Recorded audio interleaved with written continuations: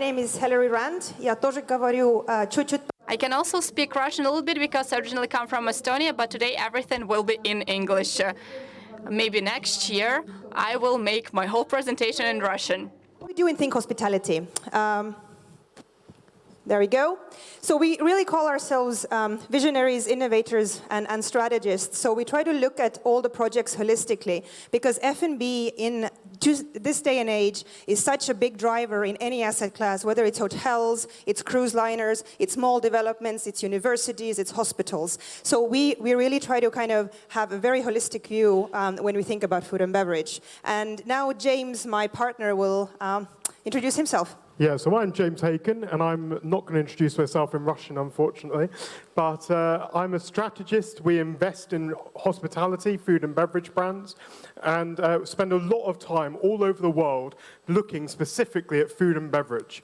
And my background started in hotels, so I started in a 5-star hotel, luxury property in Scotland, in the north of the UK, and I've traveled and worked in around 25 countries now, specifically looking at the whole restaurant and bar scene, and more increasingly, that's looking at what that looks like within hotels. So really excited to be here today to talk to you a little bit about what's happening in this marketplace, and ultimately the most exciting part of any hotel as far as I'm concerned. And like I said, my name is Heleri. I'm originally from Estonia. I studied finance in New York. I hated it, and then I moved to hospitality because this is a much more exciting sector. I did my MBA at HOTELIERS de Lausanne, so I know there are some alumni here or people who have done certifications there, so very happy to meet you all. And I primarily focus on the F&B in the hotel space, in what we do at Think. I'm also a consulting editor for Supper magazine, so we look at all the new concepts, people, places, products in the hotel space that touches food and beverage. So if there's a free online version on ISU, so you get in touch with me, you can read them online as well. It's great content from all over the world. We run a lot of events at Think. We're going to announce 2 at the end of the presentation, which are relevant to the CEE region. And I'm also a judge at many hospitality events around the world. We've worked with over 80 brands in 30 countries, and here it's some of the brands that we work with. There's investors, hospitality groups, and retailers. James, maybe you want to take the next one. As a business, we really feel like it's important that we're not just consultants, we're not just people that turn up, give an idea, head away and then leave you to it. We really much prefer to empower people, but also put our money where our mouths are. So we work with 7 different companies where we're investors or run the company, and that's from fast food through to fine dining.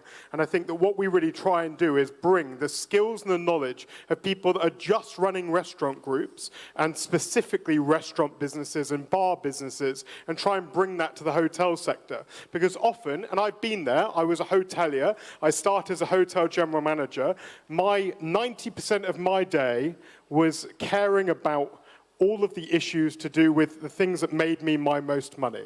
So what makes me the most money? I made the most money from bedrooms, I made the most money from conferencing, and actually my restaurant beyond breakfast was really not that much of an issue to me, because I just wanted to tick the box and I'm providing a service. What I found going into the restaurant and bar space, and we work with people that have 30, 40, 50 restaurants, that actually all you're thinking about is restaurants, and there's some amazing skills to be transferred across. And this is the size of our team. We're actually 11 people now. We have partnerships in Slovakia, US, and the UAE, so we're expanding and we're working really across the world. There we go. I think what's really fascinating is this. If you think back, and even if I think back to my time in hotels 15 years ago, hotel restaurants generally looked like this. And actually, I've got to say that there are many places that I've seen here that look still like this. So they can be quite boring. They might be designed just within the hotel development to look like the rest of the hotel. And actually, what are we talking about? We're talking about quite boring-looking restaurants with plain walls and old-fashioned table settings, tablecloths. I mean, who has tablecloths in restaurants anymore? That's just not a thing, right? Top right-hand side, we then went into a format where we wanted to create all-day dining. We wanted to create lounges that would make work from 8 a.m. in the morning until midnight. And then we decided that, of course, breakfast is the most important part of the day, so we design our restaurants to look like breakfast rooms. The problem with all of this, of course, is that all-day dining really generally doesn't work, that actually people don't want to stay in this space here on the left. They really don't. If you're working and you have a hotel restaurant that looks like this, the reason you're not doing well is because everybody that's outside of the city, in your city, is looking much better than you. And frankly, if your hotel restaurant is designed to look like a breakfast room, you're only telling people that you're there for breakfast. And I think there's also a challenge there that if your hotel breakfast room is where people sit and eat for breakfast, is it really the place that they feel inspired to come back in the evening? I think it's interesting, we went on a tour last night with one of the top food journalists from the Ukraine, and she took us to see about 7 restaurants, and it was incredible to see how incredible your restaurant scene is out in the city. I think if I was sitting in a hotel here, and the hotel we're staying in is a great example of this. The hotel restaurant looks boring, old-fashioned. It looks like it hasn't been updated since 1987, which was the year of my birth. Well, of course I'm not going to stay and eat at my hotel, right? I'm going to go out there and I'm going to enjoy all of that incredible food that's out there and about. So what did hotels do from there? So hotels decided, lots of them decided to go down the celebrity chef route. So Gordon Ramsay is obviously one of our most famous exports from the UK. We decided we were going to carry on doing these all-day dining concepts, which is an improved version on the top right, but it's still all-day dining. And we decided that we were going to create beautiful-looking spaces in the bottom right. But that was the next step. It wasn't necessarily the final step, and it wasn't necessarily the right step. The problem is that what we do is we say, I've seen this in this hotel somewhere else, or in this restaurant, and I want that here. The challenge with that, of course, is that that's not necessarily the right thing for your hotel. What's the right thing for your hotel and your guests could be something completely different. Just because you have a famous name attached, like Gordon Ramsay, it doesn't mean that your hotel is going to be successful. For a long time, that was the perception. Actually, this man has had more failures than he's had successes in restaurants. I think that what we see is that there's a much cleverer way of working. And the challenge, of course, is making sure that it's not just the personal view of you as the management teams, or you as the asset managers, or you as the owners of the property, that it's about the customers and the guests. So what are we talking about? We're talking about why is F&B important to hotels? What are the global trends affecting F&B right now? And what are the options for you guys as hoteliers? So I'm going to start off with number 1. Hilari's going to talk 2, and then we're going to share 3. So is F&B important to hotels? I think it can be. Is it vital to have a restaurant in your hotel? Question. Answer, do you think you have to have a restaurant in your hotel? Yes or no? Yes. Okay, so old-fashioned star rating systems probably mean that you need to have a restaurant in your hotel. I think, and we regularly tell people, that you do not need to have a restaurant in your hotel, necessarily.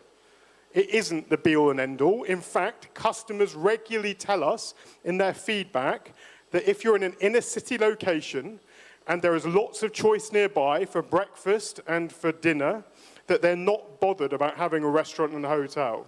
The only reason I'm saying that is because it's not necessarily the case that you need to go down that route. Frankly, we've worked with enough asset managers and asset owners that when you do all the calculations, it quite clearly shows that that space would be better used doing something else. But why do you and why should you have restaurants? Well, the problem is this, that even in the best-looking hotel rooms, that's a good-looking hotel room, right? Would everyone agree that looks like a nice hotel room? Well, it's still pretty boring. It's a boring-looking room. I mean, there's not much you can do with a hotel room to make it look that great. In fact, I've stayed here, and I've stayed in lots of places like this, and I assure you that the view's incredible. it's a bit samey. There's lots of blue sea all around you, or ocean. But actually, the bedroom is still boring. Bedrooms are boring, right? There's no way of getting over that. If I told you that for every one photo of a bedroom posted on Instagram from a hotel, there's more than 8,000 photos of food, I'm telling you why restaurants are important. Restaurants are important because ultimately it's something that adds vibrancy. It's the heartbeat of your hotel, if that's what you want it to be. It's the thing that people will talk about, and it's the thing that people will get excited about. Because the bedroom, you have one opportunity to wow people and to get a photo. When I start making a mess in my room and put my suitcase on the bed, I'm never going to get a photo of that room again. So memory, we know this, right? Memory has become the new product. We're selling memories. We're selling experiences. We're not selling boxes. And I think that what food and beverage does is it creates an environment where people are able to create a better memory and a better experience for themselves.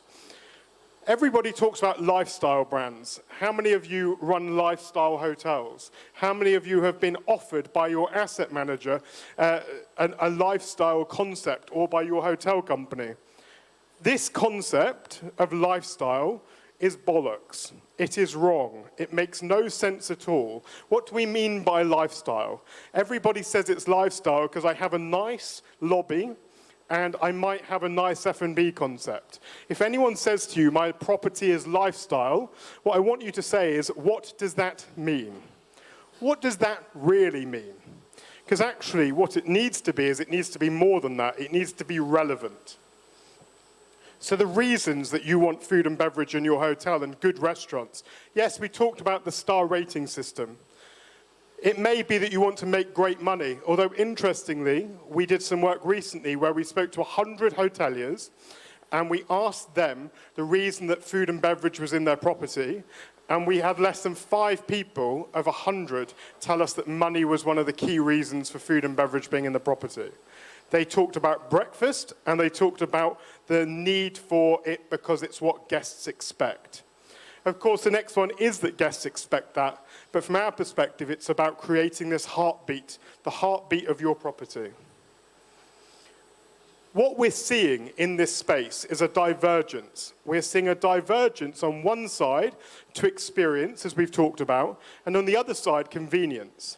And I can assure you there will be a number of you here in the room that no matter what you do, your hotel property is really a convenience-based property. It doesn't even necessarily need to be in the economy bracket. It can be the fact that it's there and it's convenient. We've worked with a number of people to help them understand and recognize that they are a convenience-based product. Maybe for business, it may be they're a hostel, it may be that they could be a four-star plus, but it's business.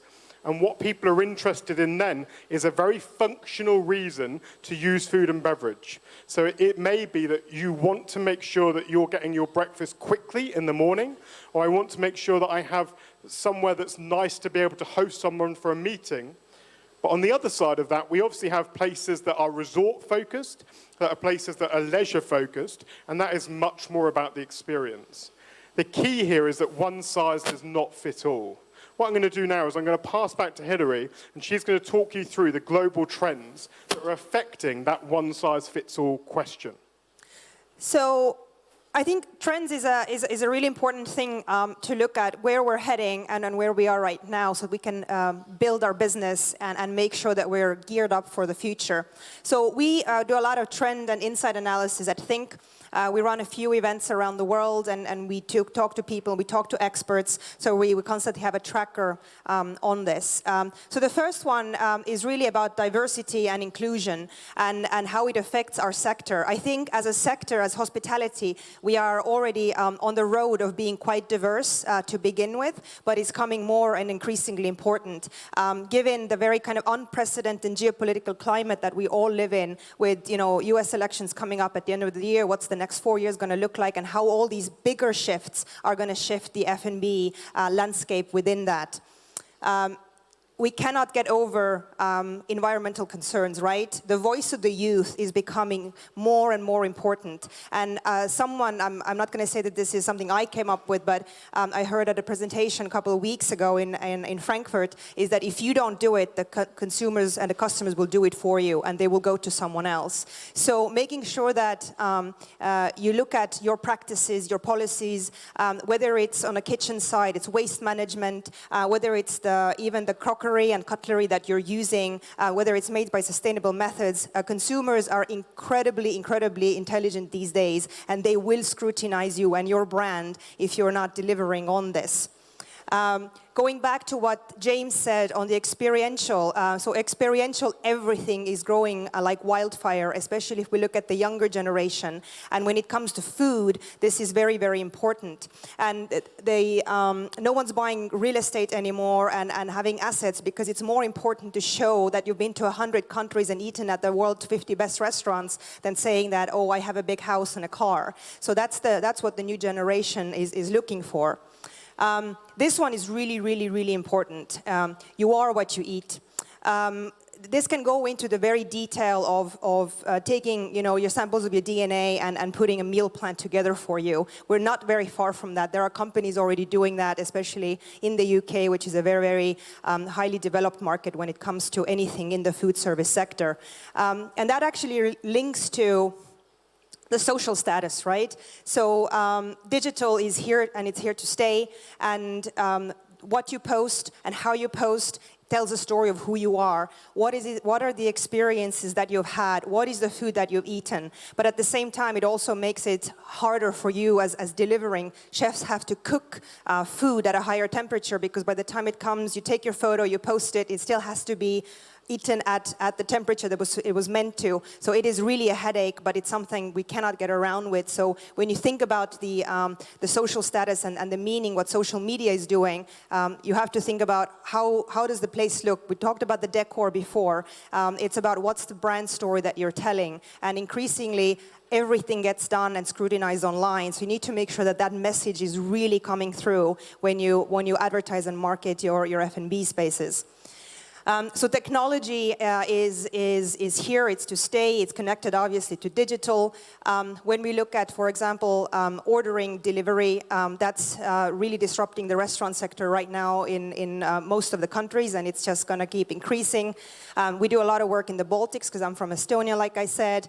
Delivery there kind of started slowly a couple of years ago, and restaurateurs hate it, hotels hate it, but it's there to stay. So when you think about where the future is heading, is it something that you can maybe plan to use part of your hotel kitchens as a delivery kitchen, that you make sure that you have entrances for the delivery drivers so they don't disrupt your guest journey front-facing? Because this actually, and we've done some work on that where we found the extra incremental revenue you can actually have from delivery, and that's all run through tech.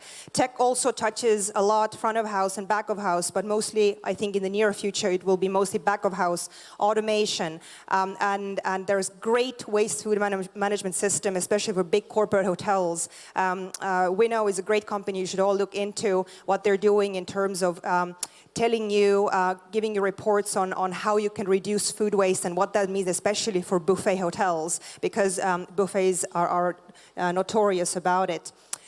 So the whole thing, what Netflix has done for our generation is being, safe at home. So people can curate their own evening. It's an experience. You can put on whatever is on Netflix. You can cook your own food. So it's this idea of safe at home. But numbers, thank God, have shown that it doesn't discourage people from eating out. And it's going back to something which is, what is the occasion that you're looking for as a customer that evening? And we'll come back to that a little bit later when you talk specifically about how you can build your F&B outlet for your hotel. We've seen an increasing number of urbanization happening, and that obviously has a knock-on impact of the amount of hotel rooms, restaurant spaces, grab-and-go concepts, coffee shops, bars that we need to build. And last sort of trend that we keep forgetting, because we talk a lot about millennials and Gen X and whoever comes after them, but there's still a whole other population out there that we cannot disregard. I always think about, whenever I go into a restaurant, I always think about what would my mother say can she order this kind of food? Is this geared for them? Because they are still the high spenders, right? Their average check possibility is much higher than a millennial. So that's something that we should not forget. And now going into, James is going to take over of what that means in the hotel space and what are some of the models that you can look at as a hotelier. So as a hotelier, there's a number of options you can take. I think traditionally, we used to talk about, in terms of the operation, you would generally manage your own operation, and you would generally create a bespoke concept for your property. This has really shifted, particularly in Western Europe and the US, to a much more blended model. If I'm talking to a hotel company or an asset management firm in the UK or the US or down into Spain, increasingly what they're talking about is having a blend of most of these. So on the operation front, you may well manage some, you may well lease some of your space to people who are already running food and beverage and restaurants, probably more standalone restaurants, or you might create a joint venture scenario where you are able to blend the operation together. So it may be that you work with a really well-known restaurateur and they put the management in place, and that the rest of the team below that are all the team members of the hotel and the hotel company. This is increasingly popular as a way of working, because going back to what we said earlier, a lot of hoteliers are not great at running food and beverage, but a lot of restaurant groups that do this day in, day out bring a skill that other people maybe don't necessarily have. On the offer or the concept side, of course, you can create bespoke concepts, and that works. It can be superb, but also that means that you've got a lot of work to do if you're trying to get people from outside the hotel to come into the hotel to visit your concept, because it's maybe unknown. If you're a hotel group or you've got multiple properties, the idea of creating one concept and rolling it across multiple is very attractive, because it's a cheaper way of working, and it also means that you don't need to keep coming up with new concepts. The key here is making sure that it feels individual and that it is localized to your individual hotel. We've worked with a couple of big hotel companies, and what we found is that when they have one menu that they try and roll to 150 properties, the problem is that locally that it just doesn't work, and that this is the problem that people then get to when they think, well, actually hotel food and beverage is boring. It's because they're thinking about these boring looking restaurants with menus that have no localization. The last one is to license or to franchise something. There are hundreds of businesses globally that have incredible licensed product for restaurants. So of course you've got the big QSRs, the well-known brands, but there are a number of players that have created beautiful and very well-established restaurant businesses that are willing to franchise. If we just name a few of those from the UK, for example, Wagamama franchise internationally and do a very good job at it. Yo Sushi do a really great job of it. There's also a number of players that are dedicated to hotel spaces like STK and others. But this is definitely one of the biggest areas of growth. It's one of the areas that we get involved in the most, is looking at trying to do lease deals and license franchise deals, but also helping to come up with briefs for your architects or designers before they create a bespoke concept. And that's the bit we're going to talk about next. Going back to why is it that we're running this F&B is the first question. But secondly, you then say, well, I have this space. And what generally happens is the architect is given the floor plan for the property from the beginning, and they start scrawling all over it with whatever they think works. And there is no consideration at all from the outset about the impact of food and beverage in restaurants. And of course, if you have separate entrances for your restaurants, they generally do better. If you have street frontage for your restaurants, they generally do better. Or if they're on the roof and they have a view, they generally do better. These aren't new things, but it is incredible to watch architects who work in our sector time and time again deliver plans back to hotel companies where the restaurants are tucked at the back of the building or out of the way, and they've created these beautiful, magnificent lobbies that have no use for anything, but instead we question whether they even need a lobby at all, or whether that lobby can be on the first floor, or whether that lobby can be somewhere else, rather than right in the most expensive part of the real estate, which is the ground floor facing outwards. So, of course, we have to look at the space, and then you may come up with that you've got a number of opportunities within your property, and that this could be food and beverage. So what do you do from there? Well, what you would really do if you were running a restaurant business is you would go and look at the competition. You would say, who is doing what nearby? What tends to happen, and I sat in a meeting on Friday just yesterday, where a hotel, a large hotel that was being developed, and it's opening in 6 months, has spent hundreds of thousands of US dollars on creating a design and getting the planning done, and they're already building, and they're opening in 6 months. And they said, okay, so we have these restaurants, and we have 11 of them, and we now need to figure out what we're going to do with them. And I said, okay, great, although we're a little bit late. This probably should have been done before your architecture was even started, figuring out what it is we should do. And then they say, well, actually, we've already designed the spaces, and this happens a lot. We design a space because it fits like the rest of the hotel, and then what we're going to do is we're going to hire a manager, a food and beverage manager, and we're going to hire a chef, and we're going to say to them, off you go and create the concept. Well, of course, so much of the concept is tied up into what a venue looks like. So how can we just put a concept on top? Then what the chef does, if there's multiple, is come in and will say, where have I been recently? I've been and I've seen an Israeli concept, and I've seen a Turkish concept. Oh, and I really like this Japanese concept around the corner. So I'm going to make one of them Japanese, I'm going to make one of them Israeli. One Italian. Well, there we go, one Italian. And you think, what are you doing? First of all, if there is a really good example just around the corner, it probably means you shouldn't be doing it in your hotel.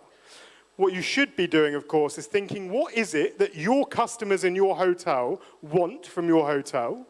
What is it that your competitors are doing, and what will give an opportunity to bring other people in? So what we're actually trying to do is we're trying to find the gap. What we're not trying to do is satisfy the ego of a chef or a food and beverage manager. And that's one of the big issues. Having been a food and beverage manager and having worked with lots of chefs, I can confirm that there is lots of ego, which I'm sure you know, right? So we have to understand the customer. We have to understand their occasions. Why are they coming to eat with us? What is it that motivates them to come? Is it for a business meeting? Is it because they want to have somewhere quiet? Is it a romantic meal? Why is it that they're coming? What's their behavior when they come? What time of the day are they coming? And when are they coming and who with? And what are they expecting from us? And once we know this information, we can start to really understand something that makes sense, rather than something that rubs somebody's ego. If you think about just the restaurant space, this is an example right now of the type of restaurants that you could put in your venue. So even if you said an Italian would work really well, my question back would be, what kind of Italian? Because you could have Vapiano, which is probably in this fast casual space. We could have a very posh Italian. We could have Italian which is grab and go. There's a whole lot of different scenarios there of what we can do with that Italian food based on what it is we just saw here, these customers and their occasions. But you have to understand this. What you can't do is just say we want Italian. The other thing that we also find with chefs and hotels is they naturally want to go higher end. Even if you start lower end, naturally it will creep up and up and up, and what you will be left with is something that is inaccessible for your customers. And I think that this is what we see time and time again. So we understand the customers, we have to profile them. So who are they, what do they want? Are they a corporate city? Are they someone that's living in the city? Is it a student? And actually the thing is that hotels, and we've worked with hotels that are attracting all of these people. You know, it's not impossible for your hotel to bring in lots of students to come and eat cake during the day. We've worked with hotels that are doing this. The problem is if you're in the mindset that you're only going to get corporate visitors, what you will design is something that's only for corporate visitors. What we then do is we map this together. So we say, actually, these people are on a big night out. Students are looking for fast food. 20-somethings are looking for casual, and so on and so forth. And then what you have at the end of it is you have a good plan on what the gap is. What's the gap and what's the opportunity so that we can match those two together. We then have to try and define what are the people, what place are we going to create, what's our proposition, what's our food and drink going to look like, what is the venue going to look like, how are we going to serve those people? Are we going to serve them from behind a bar? Are we going to serve them from a table? Are we going to give them an iPad to order? Are we even going to serve them at all, or is it going to be a buffet? I mean, all these things are options. It does not mean, because you have a restaurant, that everyone has to be served at the table. But this is the old-fashioned mentality, right? We then know how to promote it, and we then need to think about what is the price going to be. And I assure you that one of the big challenges with hotels is everyone says, I'm going to put up the price because then we're going to capture people to stay in. We put up the prices, and I assure you, more people will leave. They won't stay in. So these things are things that we're working on right now with hotels. Experiential leisure. Hotels tend to have big basement spaces or large spaces that are not utilized effectively. These concepts of mini golf, of ping pong, of all these cool, if you look at this is swingers. You can also look at Putt Shack. These are both in London, but these things are happening all over the world. These are opportunities right now for hotels. The second one is delivery kitchens. So how can we make use of your large kitchen that isn't being utilized to create brands that can just be delivered out of your kitchen that don't even need to have a brand in real life? This is a virtual brand. This is about adding more revenue to your hotel in a different way. We're then looking at what's the opportunity to partner with other people. This is a great example from London again. This is within a small property in central London. They've partnered with a well-known bakery concept, and they get paid a lease, and they make much more money on the lease than they would ever have done from that small space. We've also done event work. So can we use your car parks, when your car park isn't busy, to run street food and underground street food markets at a time which aren't necessarily going to be busy? Can we look at co-working space? This is becoming really big, creating space that can be rented or a membership model. Can we take use of your upstairs and create beautiful rooftop destinations? Or can we create more space in your lobby so that your lobby can make you money rather than just being a cost on your P&L? My challenge, and I am sorry about this for any hotel general managers, but the person that should be making your decision about your food and beverage in a hotel should not be your hotel general manager. Unfortunately, and I've been there, my life when I was a hotel general manager was in my four walls of my building. It wasn't in the heart of the restaurant scene in my city. You need to get external help from people that know your city and know the external environment to help you think about this process. Because unfortunately, you live in a box, a very large box with lots of other boxes above it, but you often live in a box. My opportunity here is to get out and to think differently. But the cultural change here is the key to success. If you want your food and beverage to do really, really well, you have to bring people who understand running restaurants, not just hotel F&B, into your business. And you need to let those people have the opportunity to run your restaurants like restaurant businesses rather than a department in a F&B business within a hotel, because the challenge is the two do not go well together. There is a huge opportunity here, and I think that if you leverage it and you do it right, we have created environments where there is as much money being made on the ground floor of a hotel through restaurants as there is from all of the bedrooms above it. This is the opportunity, and I think this is the opportunity we love to help with. I'm going to pass back to Heleri to round up. So every year in London, we run an event called Restaurant Marketer and Innovator in January. And we put industry people in the room together for 5 hours, and we have a sketch artist, and we come up with what the restaurant of the future in the next 5 years will look like. So you can use this QR code to download our latest report. So I think there's some really interesting food for thought there. So that's something that you can really we can really utilize. And it breaks things out. There's some trends. It really breaks it out by people, place, proposition, and product.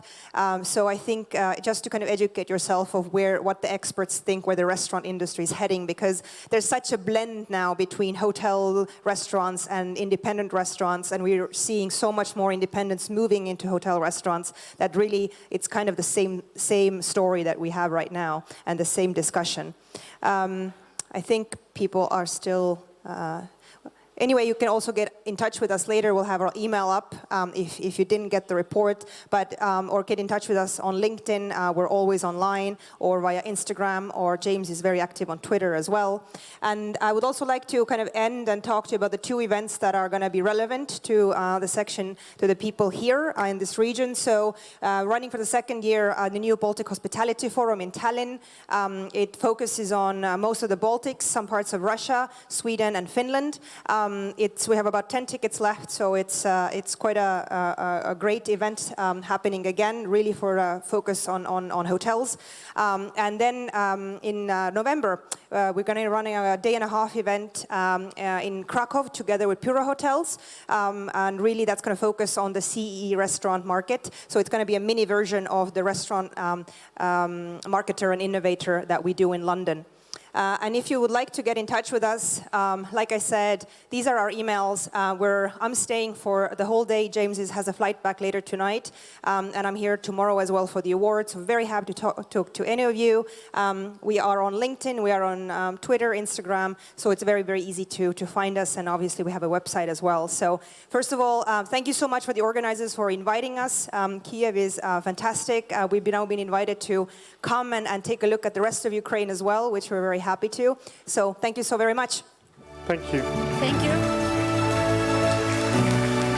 Okay. Thank you, Heleri. Thank you, James. And I would like to tell you that we have a queue of questions, and wow. we still have a lot of time. So before I will announce one by one, I also would like to ask you who didn't put the questions into the chat bot, you can do it by microphone in Russian or Ukrainian, and I will help you with the translation just after the questions from the chat bot. James, it's personal to you. Could you please advise how can hotels bring a good memory through their restaurants, beside a beautiful design or interesting menu?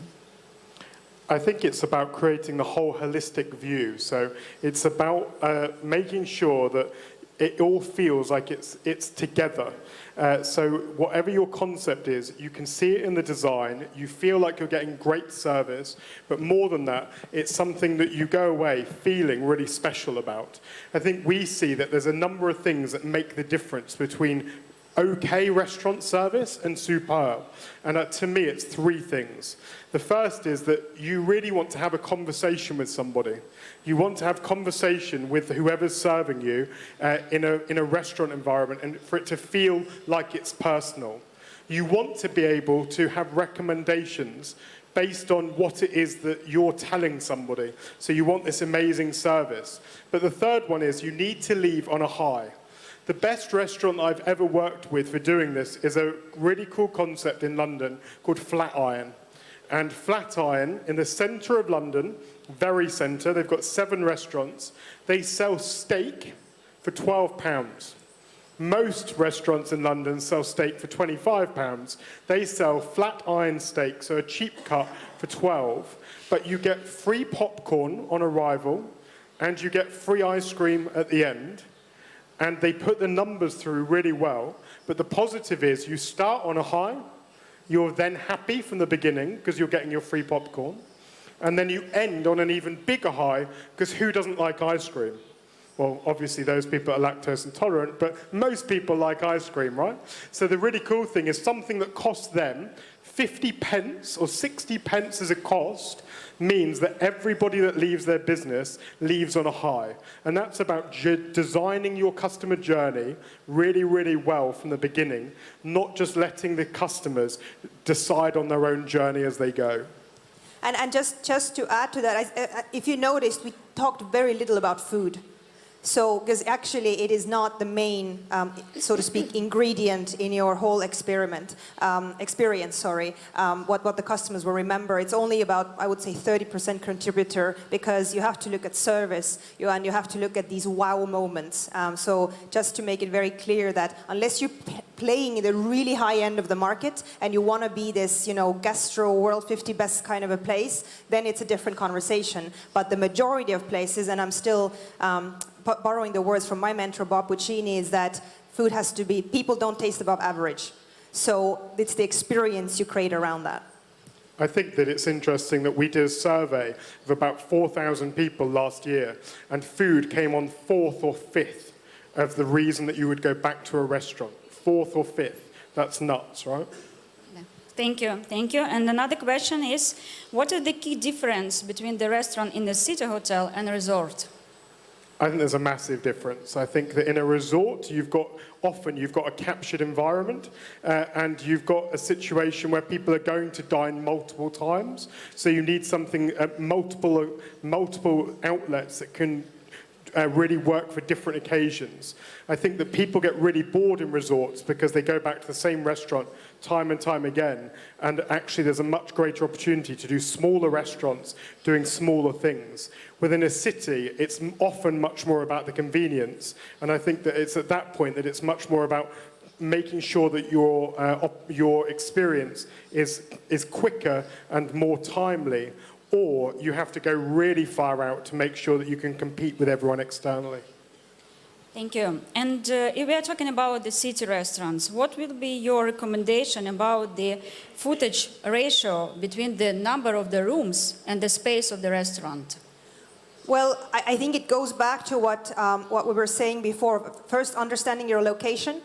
And mapping out your competitors, literally going to places and seeing how many seats they have in the restaurants. So you're kind of building this whole database so that you have figures to actually work with. And then you start your concept development work, and it flows from there. Yeah, I think it's a very hard one to pin. I think, as I said before... There's really no formula. There's no... I know companies who use this sort of, for 100 rooms, this is kind of the formula. There really, really isn't. It depends what the competitive landscape is. If you look at some of the central London properties we work with, literally, depending on if you're half a mile away, the amount of F&B space that we would recommend could be double because of what's nearby and the opportunity. And James, Heleri, the question from me, starting from the beginning of your presentation, you have told about the different standards that are really perceived us as hoteliers to have the F&B outlets in the site. Does it mean that in Europe, in Great Britain, it is the beginning of the process of lobbying the changes in the standards of the hotel that will allow us as hoteliers do not have F&B outlets inside? I think so. I think there's a big change coming in the next few years within the regulatory and the standards frameworks. I think that at the moment, people tell me, well, if I don't have food and beverage, I'm serviced apartments.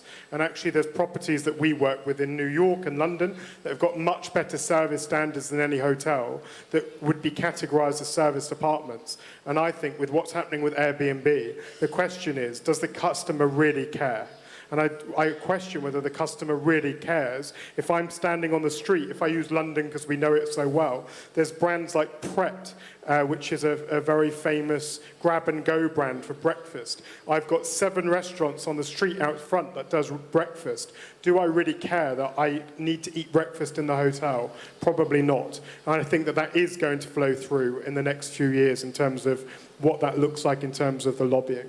And there's a great brand called Yees in Amsterdam. You should look it up. It's a kind of a hybrid model. They're more extended stay, but they, from the very beginning, when they opened their first property, and they're expanding right now in other places in Europe as well, was when they run their numbers and they got people like ourselves on board, and they understood we are not going to be able to compete in the locations that we are in Amsterdam with the local cool coffee shops and quirky little design shops. So what they ended up doing instead is, so that it's all just rooms, and they have these neighborhood guides that they printed that look beautifully designed, pocket guides, where it's like, this is the best coffee to go with, so you partner with your local community, and you get so much more return because you're really kind of bringing everyone together. So you give the guests an opportunity to go and explore, and that actually is a much bigger return on your investment. We've also recently done some work with one of the big online delivery firms, and we've linked hotel companies with the delivery firms so they can do room service via the delivery firm from 10 local restaurants, and they get a commission back from the delivery firm, from the commission they're taking from the restaurateur. Who is getting commission? The hotelier is getting a commission for everything that people order via their app, and it's done as enhanced room service. Great idea. Okay, so I would like to have some questions from the hall. If someone wants to put them by microphone, could you please raise your hand? We're also around after if you want to just talk to us one by one. So I know it's always a bit intimidating. And I have the last questions from the chat bot, again about this virus. Are you expecting any changes in the restaurants in the summertime, in the restaurant business and activities? Coming soon. Based on this virus? Yes. I think it's really too early to tell. I mean, it's interesting that country by country is completely different response. I mean, I was surprised yesterday. In the last 2 weeks, I've been to 6 countries. I'm not coughing, so you're okay. 6 countries, and the Ukraine was the first one that scanned us coming in. And I think that it's interesting that in the UK, we just had advice this morning, which was that please, everybody is panicking too much. This is not a bigger problem as it says, and actually we're not going to do any of this stuff. We're telling people at airports that please take off your masks. This is not clever, it's not useful, and it's not helpful. And even in Italy, our Foreign and Commonwealth Office has removed the travel restrictions to Italy this morning because they said it was an over-exaggeration. I mean, we do a lot of traveling for work, and I think we've had 2 cancelled events in the next 2 weeks. But interestingly, 1 has just been put back on. So hopefully this isn't a long-term issue, right? Okay, thank you, James. Thank you, Heleri. And I see that we have the question, yeah? One more question from the auditorium. Perfect. Yeah. You can do it in Russian, I will translate. Вопрос, вы говорили, что... A question. You said that people order food in a different way when they're at a bar, they go to a restaurant, or use tablets. What is the trend now? What is the most convenient way to order food? To personally come to a bar or a restaurant, or use a device to order? What would be your observations? For the food ordering, is it more like from the planchette or any kind of devices, or by personal ordering to the waiter?